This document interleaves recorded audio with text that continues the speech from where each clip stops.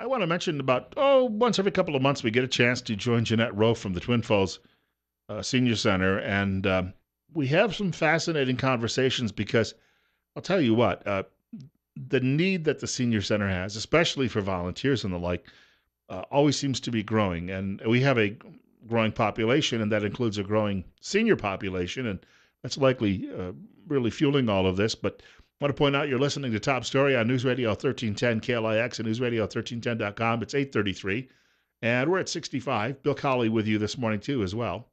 First of all, welcome back to the show. Thank you for having me. You have a need, again, I think, for not just all volunteers, but we always talk a lot about drivers, too, right? Drivers are ultimately important. We do a lot of homebound meals every single day. For example, today we do the weekend meals plus the hot meals. So we'll do over 425 meals today. Now, I was talking with you just before we went on air. At least four of my coworkers, maybe more, are dropping by to witness what happens there today. Would you recommend that people in this community come see what's being done in order to get a feel for this, and maybe it will encourage more volunteering? I think so. Most people do not quite understand what the senior center is about. They think it's more of a social group instead of a need-based of what we do as far as the meal programs. And it is quite breathtaking and undertaking. We've actually ran out of room to put our home delivered meal drivers for safety purposes and things that way. So we're actually doing it out the back door to have some tables and to make a bigger sitting area and things for them. And so it's part of the growing pains, but what people don't understand is the fact that at no other time in this country's history do we have more people over the age of 65, and that will continue until 2050. So we have 35 years where we will have a huge population of people over the age of 65. All those baby boomers, and they're living a lot longer. They are living a lot longer, so they need to have more services, and so that's where we fall into. And a lot of people have a misconception that all the meals that we provide are on a free basis. They're not. We rely on donations. A large percentage of the money that we collect and rely on to operate comes from the people we actually serve. But what happens is some people can't pay that full amount.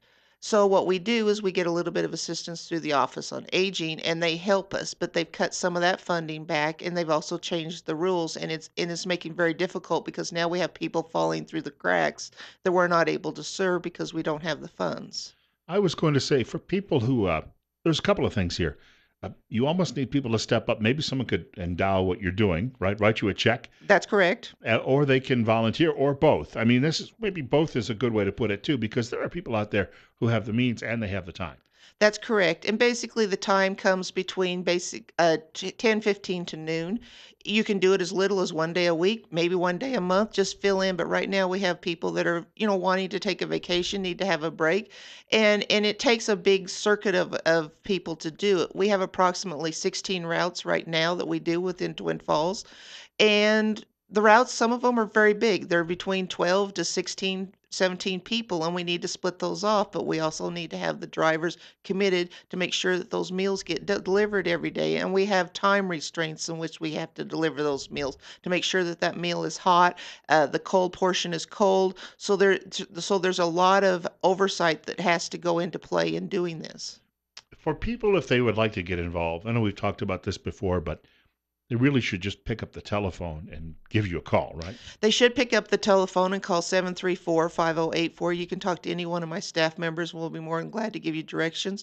If you are internet savvy, you can also go to tfseniorcenter.com and it'll talk about volunteering. There's actually a volunteer application with all the details about our services and more details about what the senior center does. Got about a minute and a half, Jeanette. And before maybe we talk about anything else, is the fact that as this population grows, government is going to be more and more taxed, though, to try and actually, it's not necessarily going to have the resources it's always had in order to meet the needs. So it's going to be more increasingly for the rest of us to take care of this. Right. And what happens is right now there is legislation with the federal government. It passed the House to give $14 million to help feed the congregate and home delivered meal program in the United States.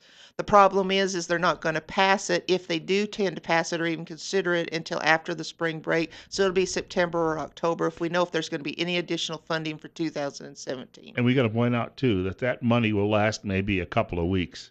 Nationwide, it'll last a couple of Yes, weeks. nationwide, it will not last that long, and this is the problem is the Older Americans Act expired in 2011. They have never revisited and did some considerations to get that done. The last revision to that was in 2006.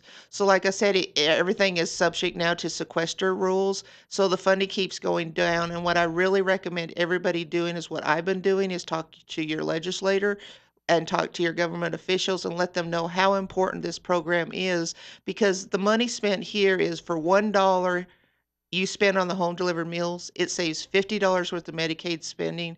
It is in comparison to 1 day in the hospital or 6 days in a nursing home. So, where would you like to spend your dollars? And let them know that. Somebody needs to give a call to Mike Simpson as well. That's right. And I've been in contact with him quite a bit, and his office has been very, very helpful in understanding this. One more time, your telephone number and website. The telephone number is 734-5084. Our website is tfseniorcenter.com. Wish you good luck on this. Thank you. I want to thank Jeanette Rowe for coming by today from the Twin Falls Senior Center. By the way, we want to mention Paul Thompson is going to be joining us shortly, and he is the pastor at Eastside Baptist Church in Twin Falls. He's got a few thoughts on a Religious Defense Act also being debated by members of our Congress. That's on the way.